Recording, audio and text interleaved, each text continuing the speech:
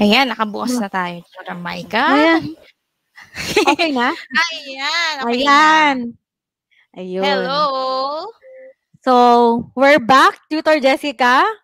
Yes, and we are back. Ayan, magandang hapon po muli sa atin mga cuties.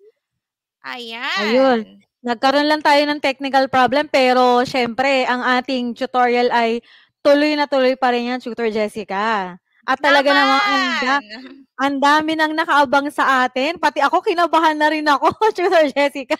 Oo, habang nagka-technical problem ng tayo, Tutor Maika, marami na din nagbabati sa atin. Kaya umpisa na natin ang pagbati sa lahat ng mga cuties mula Luzon, Visayas at Mindanao. Happy Panagbanga Festival po sa lahat ng mga nasa Baguio City. Ayan. Siyempre, kaya naman may bulaklak tayo dito. Dahil hindi lang po lahat ng festival sa buong Pilipinas ang ating pinagdiriwang, kundi ang National Arts Month. So muli po, maraming salamat sa pagsama sa amin sa ating bagong DepEd Ito Live Facebook page. Ayan, dito na po tayo magla-live. Ngayon ay mag-uumpisa na tayo, Tutor Maika. Magpapakilala po muna tayo. Ayan, sa magandang hapon po muli. Ako po si Tutor Jessica Marie S. Borromeo po mula sa Mataas na Paaralang Nasyonal ng Abuyod Teresa Sub-Office Schools Division of Rizal. Ayan, nandito po ako sa school ngayon. Siyempre, magandang tanghali sa ating lahat ng mga nakatutok at nakasubaybay at talagang abang na abang sa ating pagbabalik sa katlong markahan, Tutor Jessica. Muli ako si Tutor Maika mula sa Esto Dasmariñas at ako rin ay nasa aming mahal na paaralan. Ayan, dito sa Dasmariñas. Siyempre, ayun, batiin lang natin ang ating mga kasamahan dyan sa SDO Rizal Province at syempre yung aming ARD na ngayon ay mapupunta na siya sa Region 4A Calabarzon, ang aming happiest teacher, Che. Ayan, pagbati po sa inyo. Syempre, binabati din namin ang aming OIC, si Ma'am Arceli Tejada. Syempre, ang aming HT, ang aming head teacher, si Sir Jason Balahaja. Ayan. Siyempre, may babatiin ka pa ba, Tutor Maika? Yes, syempre, nais ko rin batiin ng aming SDO, ang aming SDS si Dr. Canton Hos, ang aming punong guro, Dr. Raimundo Reyes, ang aming bago OIC sa Kagawaran ng Filipino, si Binibining Lorena Panganiban, ang aming mga dalub guro, ang mga kapwa ko guro sa Filipino at ang lahat ng mga mag-aaral na patuloy na sumusuporta sa ating programa. Ayan, magandang tanghali sa ating lahat. So muli, Tutor Jessica, ito ang ating tatalakayin. Okay? Para sa ikatlong markahan, ikatlong quarter, sa unang linggo, ayan, bagong-bago sa kanila yan, Tutor Jessica. Tatalakayin natin ngayon, kinakailangan nilang makinig.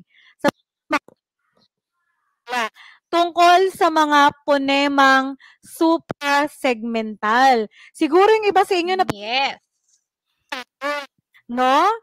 Tuloy na natin. Sige, Tutor Jessica, ano ba ang ating layunin? Bago tayo magpatuloy, syempre, babatiin din natin ang iba't ibang mga cuties sa SDO Pampanga, bagamat nagkaroon lang sila ng technical problem sa kanilang recipe, bagamat hindi pa man ito mapapanood, pwede nyo po siyang balikan. So, lahat po binabalikan.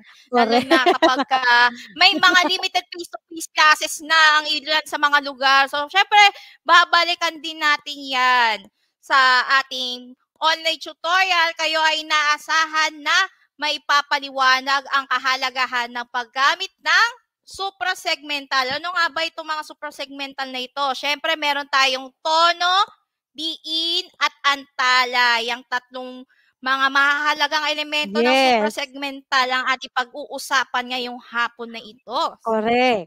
At ang sanggunian, Tutor Jessica, kinuha natin itong tatalakayin natin ay mula sa learning module ng SDO Negros Oriental ng module 1 nila. Ayan, talagang siksik at talagang nag-uumapaw mga gawain dyan sa SDO na yan. Kaya maraming salamat sa pagpapakita sa amin ng module na iyan. Okay?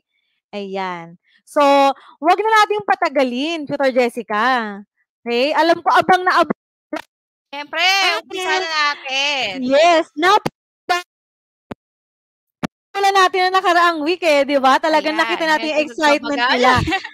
At hindi na natin puputulin 'yun. Siyempre dapat talagang kaabang-abang ang bawat linggo na Siyempre, heart nagtutok react na na kayo. Ayan, yes, mag-heart react naman ayan. kung kayo ay nakatutok ngayong hapon gaya ni Empress Shell Grace Villamor from Yes, LFG Diamantina National High School. Kay 'yan. Samantha Blasi, ayan. Siyempre, first honor talaga si Samantha. Siyempre, si Yes, Renz Calyanta, Mark Platon, Andrea Cruz, Bianca Ato, and Alriza Zaiding Gaza.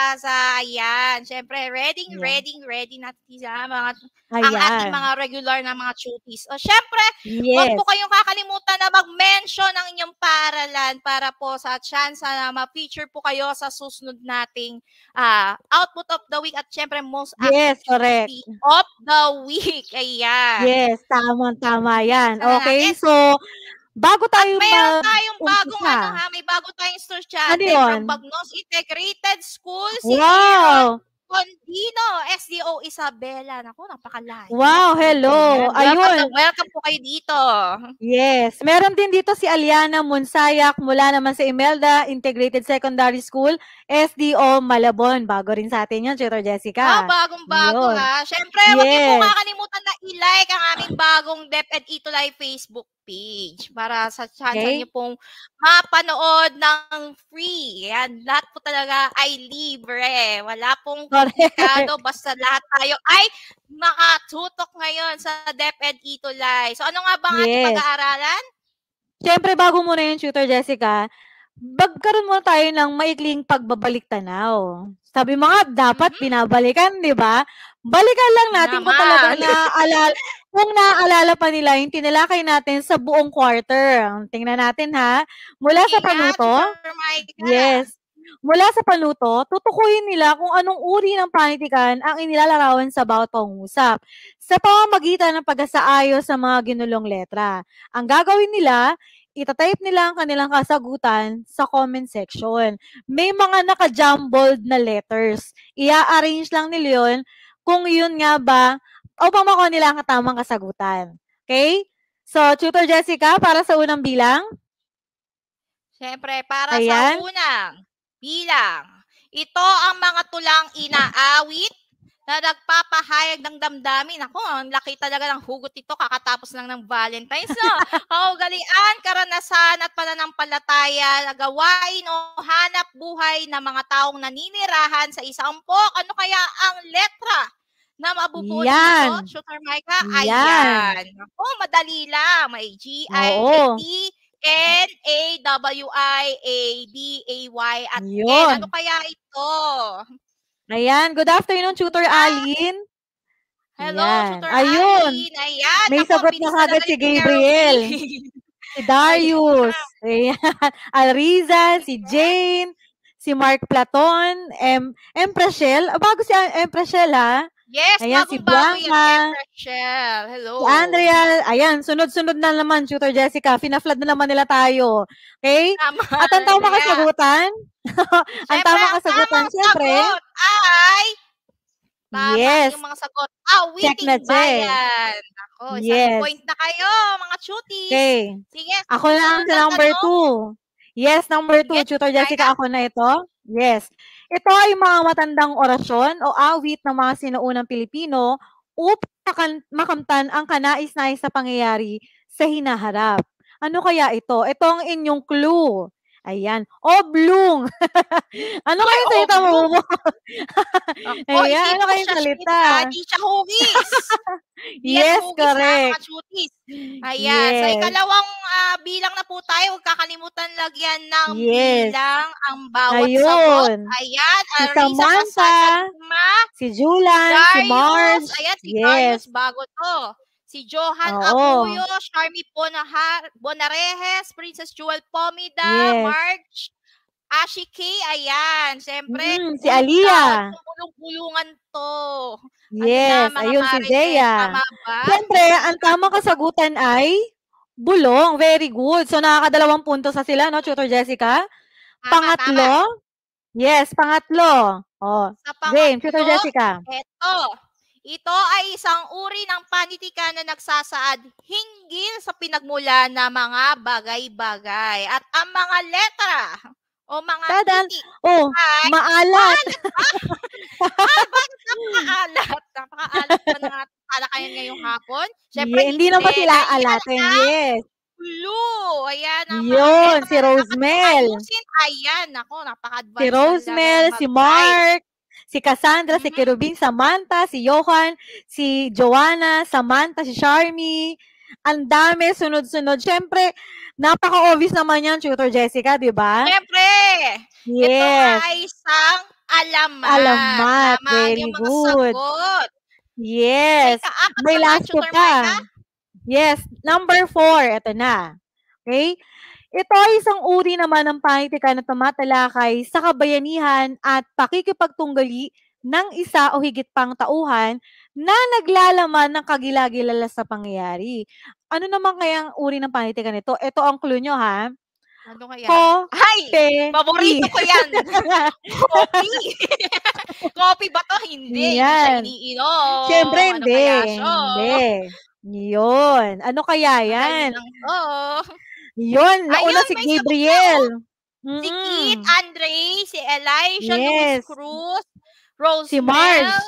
Ayan, Yes. si Ashiki, very good talaga. Si Yes. John Ryzen. Epiko. Yes, correct. Ayun. Epiko ba? Yes. Hindi yan Ang tama Kopko, ha? kasagutan.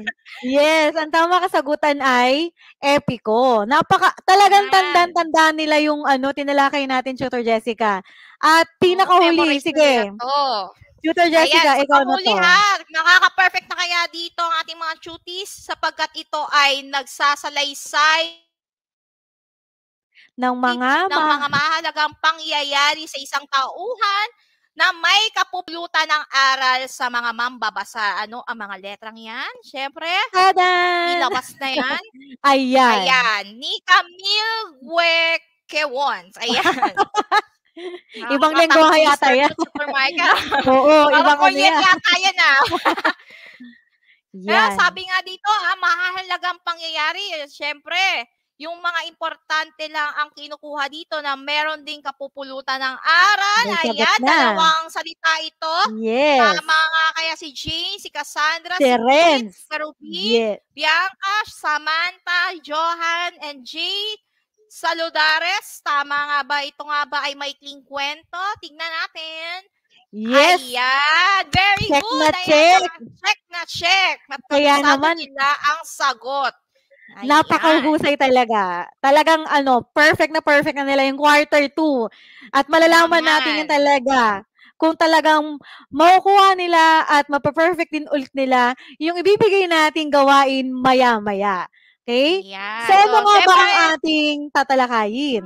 Yun. So, syempre, ito na nga. Yung mga naka 5/5. Ayan, good job sa Yun. inyo. Syempre, kung hindi naman na perfect, ayos lang yan. Dahil yan pa lang ay Oo. isa pa lang ng ating Yes. pag-aaralan ngayong hapon. At ito na Correct. siya. Yun. Bago tayo magsimula, Tutor Jessica, magkakaroon lang tayo ng isa pang parang gawain din. Ayan. Babasahin Ayan. natin at uunawain yung mga pahayag na nasa loob ng kahon. At meron silang sasagutin na katanungan. Ano nga ba yung nasa kahon? Ako na to, Tutor Jessica. Ayan. Ang usapan sa pagitan ni Ben sa ni Mark. Tingnan nyo to mga cuties ha. Sabi ni Ben, Mabuti. paglaki ko, gusto kong maging isang manggagamot. Sabi naman ni Mark, ako rin. At ang gagawin ko, manggagamot ako sa mga baryo. Ayan. Pansinin natin ha. Sige, Tutor Jessica, para sa pangalawang kahon.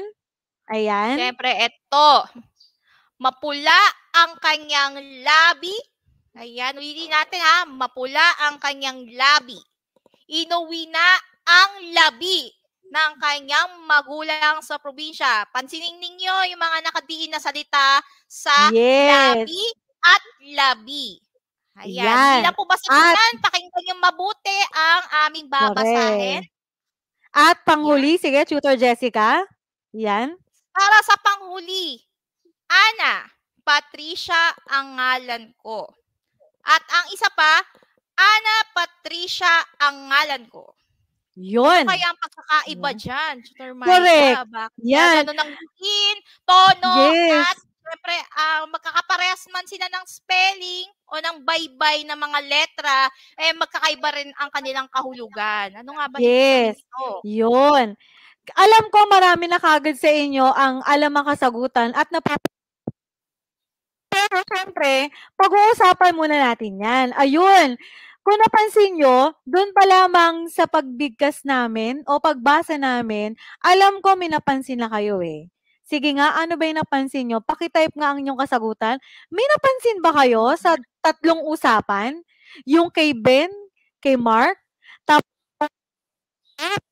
Labi, tapos yung panguli, binasa ni Tutor Jessica na, ano yung Tutor Jessica nga? Yung kay Yung Ana, Ana, Patricia. Yun. Ayan, Ayan, tingnan mo, siyempre, Tutor yung Jessica, may sagot na. May sagot na, di ba? magkakaiba po ang tono, sabi ni Renz. Sabi ni Kerubin, Yun. parehas ang salita pero magkaiba ang kahulugan at ang gamit. Sabi Yun. ni Rosemel Jane. Canilaw, parehas po yung salita pero magkaibang kahulugan. Siyempre, yan. Ayun. Parehas ang baybay ng salita pero magkakapigkas at ang ibig sabihin ay magkaiba. Correct. Ayan. Ayan. Napansin niyo na agad. Di ba? Kung anong pagkakaiba ng dalawang Yes. salita. Oo. Tama yung mga sagot niya. Tingnan mo si Aliyah. Magkaiba ang kahulugan. Parehas siya ng spelling, yung baybay, pero kapag binigas mo siya, talagang mag-iba. Kaya mag-iba rin ang kahulugan. Okay? So, ang gagaling na ating mga tuties. Alam mo, Tutor Jessica, nakakatuwa. Grade 7 pa lang ang tuties natin. Pero napakagaling talaga. No? Natutuwa talaga ako, Tutor Jessica. Din, so, yun yung napaka-active din nila. Marunong sila pakinggan kung ano nga ba yung pagkakaiba ng dalawang salita o pangungusap na ating binasa kanina. Siyempre, ano nga ba ang pangalawang katanungan? At ayun. Ano ang kahulugan ng mga salita o pangungusap na iyon? Pili lamang tayo ng isa, Tutor Jessica. Doon, balikan natin yung pangalawa. Yan. Ano kaya yung una, ang kahulugan ng una? Yung nasa number 1. Mapula ang kanyang labi. Ano kaya ang kahulugan ng salitang labi? Tapos yung pangalawa, unang tiin ay la, at yung pangalawa ay yung B. Yun. Tingnan natin. Labi at labi. Yes. Tingnan natin. Nga ko ano ang mga kahulugan ng salipang ito. Ayan, sabi ni Renz. May sagot kagad sila, di ba? Labi, parte ng katawan, ang labi, patay na tao. Oo, di ba? Patay naman Yes, oo. Di ba talagang lips. Lips. May nag-type lips, ha? Yes, ayun. Sabi ni Charmy, labi ay parte ng mukha, labi katawan ng yumao. Okay? Yan. Very good, very good. Napakahusay. Sige, Tutor Jessica, huwag natin silang painipin at alam ko talagang excited na excited mo sila. Sige, Tutor Jessica, ang ating tatalakayin ngayon. Ano nga ba ang kahulugan ng mga pagkakaiba-iba ng mga salita? Ito talaga ay tinatawag na magkakahulugang tunog o ponemang suprasegmental. Diba, sa pagkakabasa natin kanina, mapapansin din natin kung paano gamitin ang mga suprasegmental o mga malinaw na pagpapahayag ng damdamin sa loobin at kaisipang nais nating ipahayag batay sa ating mga nabasang pangungusap o mga salitang ginamit. Ayan, ito ay magkakaiba ang tunog at magkakaiba ang diin, tono, at antas ng pangangahulugan. Ayun. Sige, Tutor Jessica. Tutor Jessica. Ayan, sa pakipagtalastasan, ito mga napapanood ngayon, mga debate na ating napapanood. Siyempre, matutukoy din natin ang kanilang punto o kahulugan ng kanilang layunin o intensyon ng pagpapahayag sa pamamagitan ng tono, diin, haba, at antala o pause. Ayan, mga stress words. Ayan, sa English. Yes. Correct. So, kinakailangan talagang makinig sila sa ating tatalakayin ngayon. Okay? Meron tayong 4 na uri ng ponemang suprasegmental. Okay? Unahin na natin, Tutor Jessica, yung tono. Okay? Ako na to. Ayan. Pag sinabing tono o sa wikang Ingles, intonation, ito ay tumutukoy sa pagtaas at pagbaba ng tinig na maaaring makapagpasigla, makapagpahayag ng iba't ibang damdamin, makapagbigay kahulugan at makapagpapahinang usapan upang higit na maging mabisa ang ating pakikipag-usap sa kapwa. Kung napapansin nyo, ang tono natin ay hindi pare-parehas. Tulad namin ni Tutor Jessica, di ba? Yes. Tuwing kami ay nagla-live, hindi naman kami, ang tono namin ay mababa. Kasi syempre, magiging kabagot-bagot yon sa inyong lahat. Kaya ang tono namin ay laging mataas na hindi naman sumisigaw, kundi ang aming damdamin ay masaya. Masigla dapat. Ayan. Maliban doon, maliban doon, karagdagan, kapag tayo ay nagsasalita, ayun nga, may mababa, may katamtaman, mataas na tono. Depende kasi yun sa emosyon natin. Sa pasulat to ha, mga chutis, gumagamit tayo ng mga simbolo. Ang simbolong ginagamit natin para sa mababang tono ay number 1, para sa pantay o katamtamang tono ay bilang 2 o 2, at para sa pinakamataas sa tono ay 3. Pansinin natin ang halimbawa. Ayan. Tingnan natin ha. Okay? Yan. Tingnan nyo mabuti. Magkaiba ang dalawang yan. Okay? Yan. Pansinin natin. Paano natin yung babasahin? Paano siya nagkaiba? Sige, Tutor Jessica, paano nga ba nagkaiba yan? May isa dyan nagtatanong, may isa dyan nagsasalaysay. Sige nga. Tingnan natin. Yun. Ang halimbawa una ay balita. Yan. Balita. Ang una ay nagsasalaysay. Balita. Ganun siya. Balita. Yung pangalawa, ito yung nagtatanong. Balita. Ayan. Yes, ano balita. Ang balita? Ayan. May balita ba? Yun. May mga nagtatanong. So, napapansin ninyo, isang salita lang yan, pero magkaiba sila ng kahulugan. Correct. At ang damdamin. Ayan. Pwede ang salaysay ay alam na niya ang balita at yung isa naman ay nagtataka kung ano nga ba ang magandang balitang dumating. Ayan. Yes. Ayun sabi ni Ren. Tama si Renz Galver. Ang tono. Patuloy pa rin na, ayan, nagsasalaysay din mula umpisa sa dulo. Ayan. Very good. Yun. Sige, Tutor Jessica, may pangalawa pa tayong halimbawa para sa tono. Ayun. Ayan. Dalawang magkaibang tono rin yan. Pero iisang salita lang yan, ha? Totoo? Totoo? Alin kaya dyan? Yung dalawang, yung nagtatanong saka nagsasalaysay lang. Para sa una, ayan. Eto, dalawa lang kasi ang pattern natin. 2, 3, 1 at 2, 3, 2, 1, 3. Yun. Yun lagi yung yun lagi yung pattern natin. Ayan, para sa una, totoo. Totoo. Mababa yung O. Mababa yung O. Pagdating sa pangalawang halimbawa, totoo. Di ba? Tumaas yung tono niya. Kaya tumaas na kanyang emosyon. Totoo. May panlalaki pa ng mata yun, di ba? Totoo. Ayun. So, nagtatanong yan. Parang isang lang yan. Yung parang isang syllable yung bababa at saka bababa. Ayan. Iba-iba ang tono yan. Oo. Ayun. Doon yun na, basta pagtaas at pagbaba lang ng tono, ang tono, syempre, ang boses. Doon tayo sa pangalawa, Tutor Jessica, ano nga ba ang haba at diin? Itong dalawa kasi, laging magkasama yan eh. Hindi pwedeng magpahiwalay yung dalawa.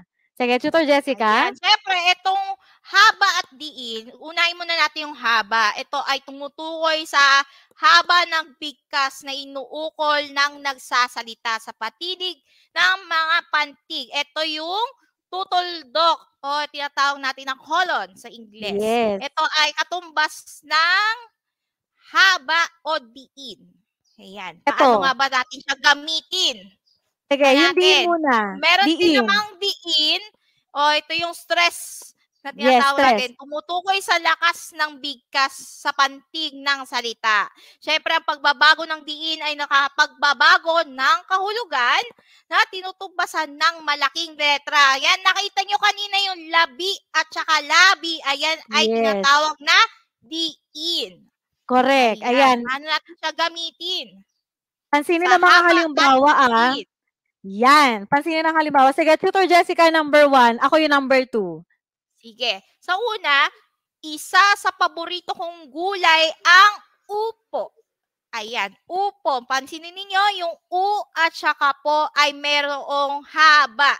Upo. Ayan, isa tong uri ng gulay. Habang ang pangalawa, ayan.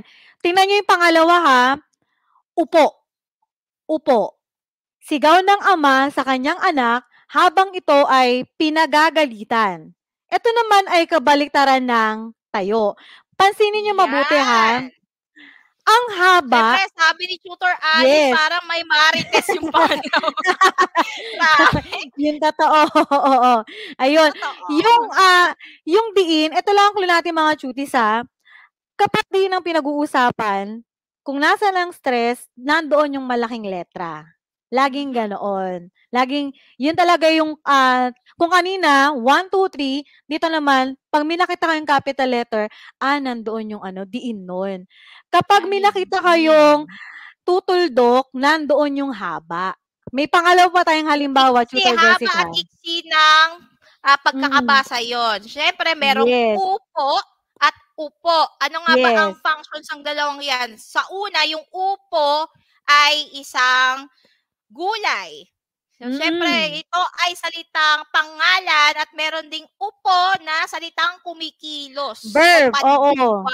Yes. Ito naman sa pangalawa.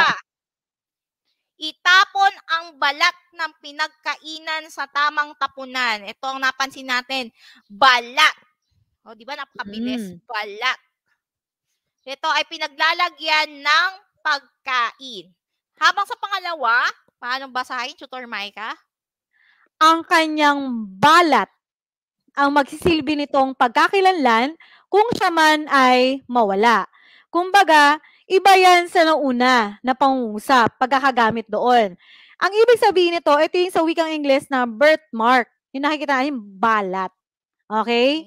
Yung balat, skin. Pero pagkakagamit sa number 1 kasi, yung mismong pinagalagyan, halimbawa, kumain siya ng saging, yung balat nun. Okay? So, magkaiba, magka-same ng spelling, pero magkaiba yan ng kahulugan batay sa pagkakagamit nila. So, meron na tayong tono, meron na tayong haba at diin. Doon tayo sa pinakahuling uri ng ponemang suprasegmental. Tutor Jessica, ano nga ba iyon? Ayan, syempre meron din sa sinabi ni Kerubin, yung una po ang gulay, habang yung pangalawa ay inuutusan na kanyang kilos. At syempre yung isa ay parte ng katawan at ang pangalawa ay birthmark. Ayan, very good. Tama, at syempre, kung meron tayong haba at diin, meron naman tayong antala o hinto. Ayan, paano nga ba siya gamitin? Ito ay bahagyang pagtigil ng pagsasalita o tinatawag natin mga pause upang higit na maging malinaw ang mensaheng ibig ipabatid sa kausap. Ito ay ginagamitan din ng isang bar o ng isang slash na nangangahulugang kuwit at double bar o dobleng bar na nangangahulugan ng tuldok. Ayan, katapusan ng pangungusap. Correct. Ay may pagkakaiba din ito sa pagkakagamit din ng bantas na kuwet at tuldok. Ito ang mga halimbawa. Yan. Hindi maganda. Ako, sino hindi maganda? Oy, maganda tayo, Tutor Jessica. Naman, ito ay hindi sinasabing hindi daw maganda ang isang bagay o isang ugali. Samantalang isa, hindi maganda. Ano nga bang sabihin yan? Meron siyang pigil ng saglit. Meron din pala siyang positibong sinabi na pinasusubalian niya na isang bagay at sinasabing maganda ito. Correct. Ayan. Ito yung pagkakaiba o iba yung mga statement o mga ibig sabihin dahil din sa bantas na ginamit. May tuldok at merong kuwit. Yes, kaya talagang mahalaga yung kuwit talaga. Kasi doon mo malalaman kung ano nga ba ang mensahe. Maliban dyan, may pangalawa pa. Pansinin nyo ha. Okay? Okay, makipasa. Jose Martin ang pangalan ko. Diba? Nandun yung kuwit kay Padre. Ang ibig sabihin nito, sinasabi doon sa pari na siya si Jose Martin. Doon sa pangalawang halimbawa, pansinin nyo kung nasa na yung antala niya. Padre Jose. Martin ang pangalan ko. So, yung kaninang padre sa number 1, nagkaroon na ng pangalan sa pangalawa. Sinasabi niya naman kay Padre Jose na siya si Martin. Kaya naman mahalaga, chutis, na makita nyo at malaman talaga yung antala kapag gumagamit tayo ng kuwit. Okay? Kuwit para talaga maiwasan din mahalaga. natin na Yes. ma-misinterpret ang lahat ng ekspresyon o lahat ng mga pangungusap. Kaya importante Ayan. ang role ng kuwit at ng tuldok sa isang pangungusap kung paano natin siya babasahin. Lalo na kanina sa haba at diin, yan ay importante din na malaman natin. Yes. Para sa ganon, magkakaintindihan po tayo sa ating mga tono at diin ng ating sinasabi. Hindi po tayo maguguluhan o may misinterpret. Tama. Oo. Siyempre, hello Lalo kay na, Carlo Miguel. Ayan, nakahabol pa sila. Ito, Tutor Micah, hindi niyo ba alam na sa SDO Pambangan, sa San Fernando kasi ay wala pang kuryente hanggang ngayon. Kaya, okay lang yan. Medyo makakahabol pa kayo pagka hindi niyo pa naabutan. Eh, syempre, meron namang TV replay. Ayan. So, Tutor Jessica, tapos na natin yung 4. Okay? Dito ngayon, magkakaroon tayo ng pagsubok sa kanila.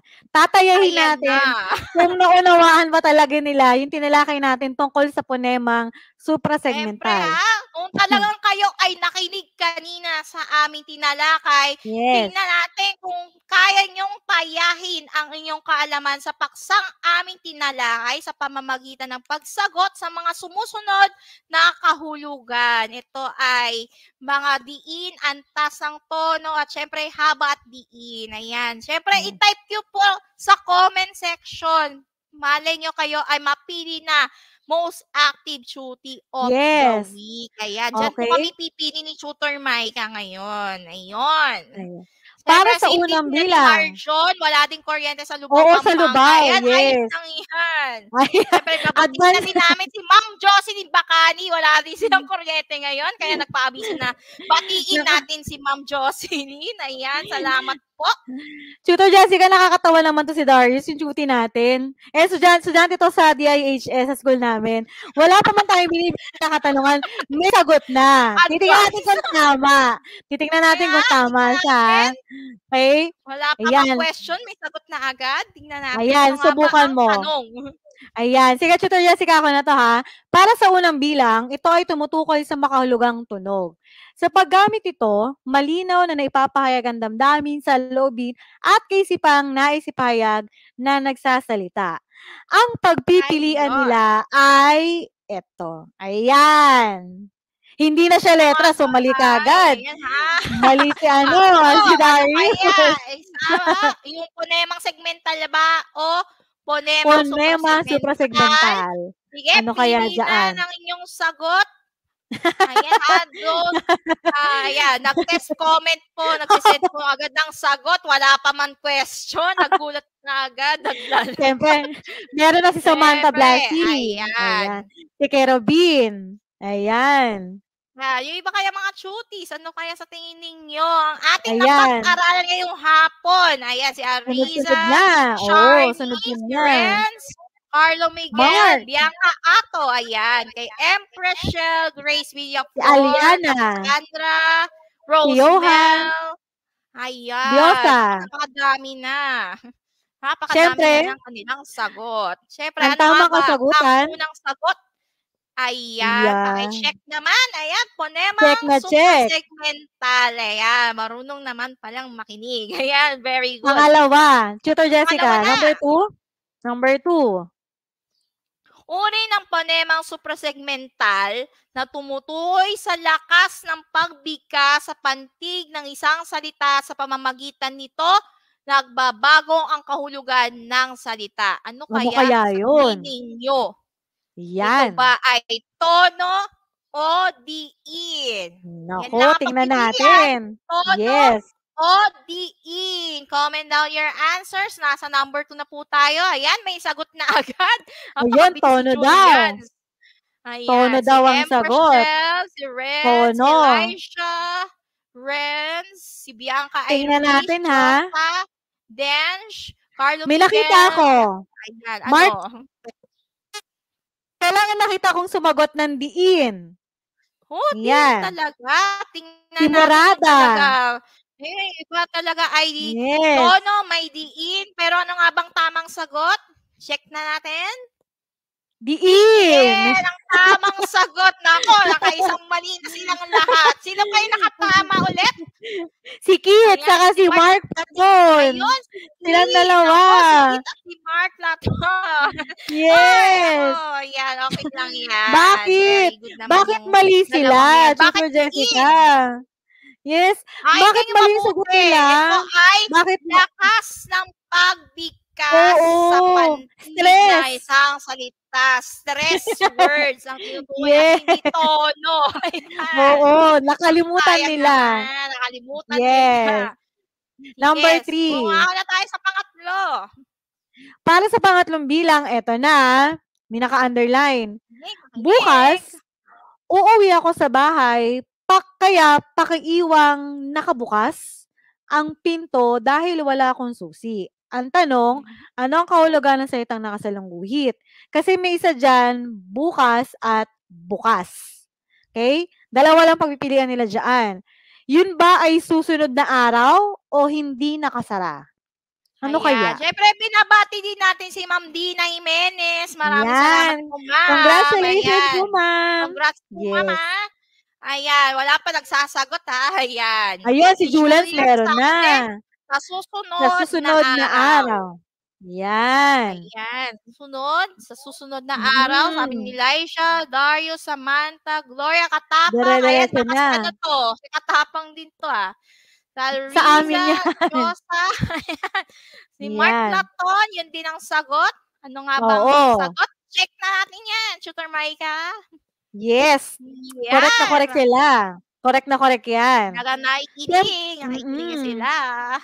Yes. Siyempre yung isa, hindi nakasara, yun nakabukas. Pang-apat, Tutor Jessica?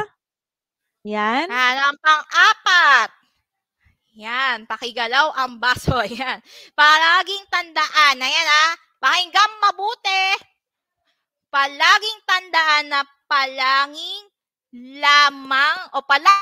lamang. Ayan, typographical error. Palaging lamang ang may alam sa wika at paditikan. Anong ibig sabihin ng lamang? Yan ang diin ay lamang. Angat o nangunguna, nag-iisa o natatangi. Yan. So, tingin niyo, ano nga ang kahulugan ng lamang, Lamang. Palaging tandaan na palaging lamang ang may alam. Ayan. Yun. Isagot na. Si Julan, si Andrea, si Renz, si Empress Shell, si Bianca, si Kit, si Marjon.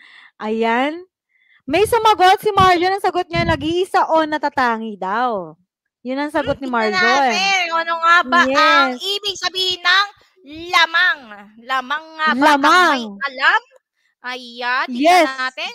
Angat o nangunguna. Yan, laging una ang may alam. Ayan. Ano ba yung isa?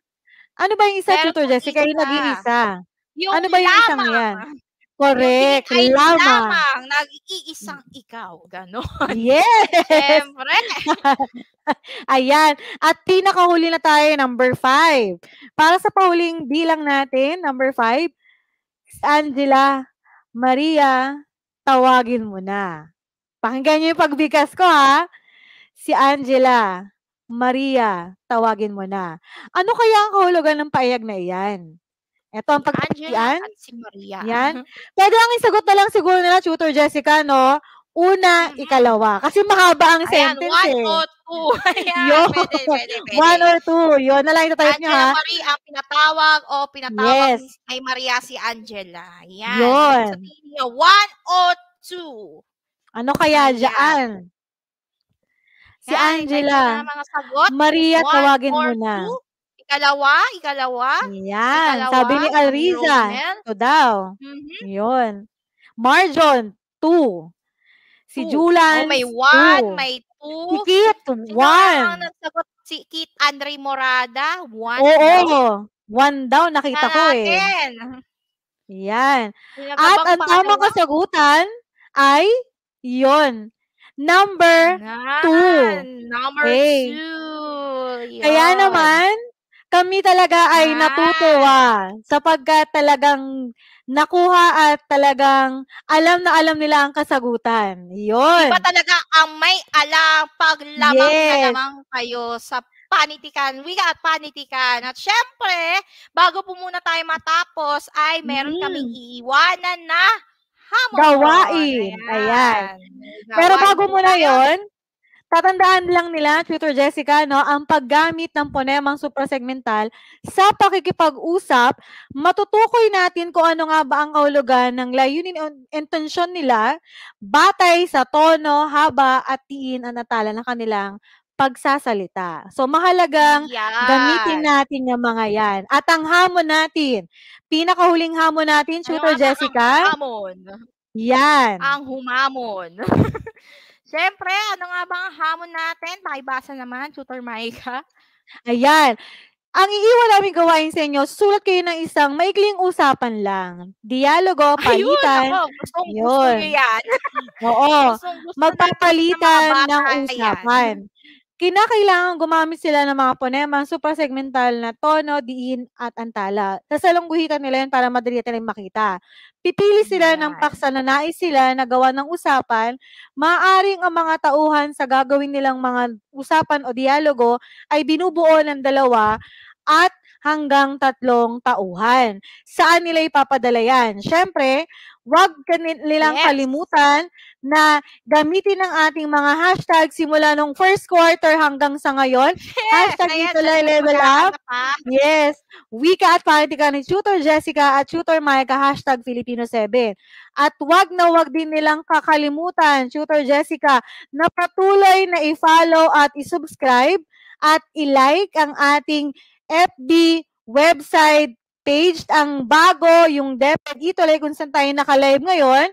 At sa atin, yon yung ating Filipino 7. Ayan, follow niyo po kami Wika dyan. at Panitikan. Ayan, Yes. dyan po kami pipili ng output of the week sa mga nagpadala ng kanilang output. At syempre, hindi lang po kami ang mapapanood ni Tutor Micah sa Itulay.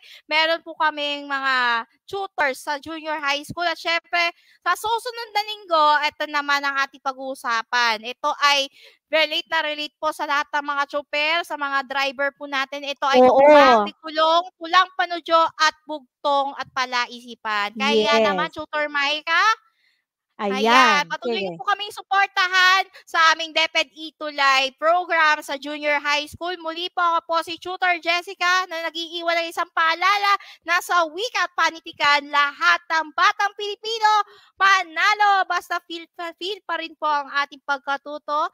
At syempre, yes. At muli, ako si Tutor Micah mula sa SDO Dasmariñas na nag-iiwan at nagsasabing panalo ang kabataang may kaalaman sa wika at panitikan. Muli kami ang inyong mga tutor sa junior high school ngayon hanggang sa ngayon, 3 quarter. At para sa inyong komento at suggestion, huwag kalilimutan na i-scan o i-type sa inyong browser ang ang link na nakikita sa screen. tinyurl.com/itulayfeedback form o i-scan ang QR code. At syempre, pagkatapos po nito ay susunod nating tutor ay si Tutor Ronel at Tutor Mel para sa Filipino 8. Pero bago muna tayo matapos, Tutor Micah, papanoorin din natin ang mga dapat natin abangan sa DepEd Itulay ngayong 3 markahan. Yun! Paalam! Maraming salamat sa inyong pagtutok at pagsubaybay.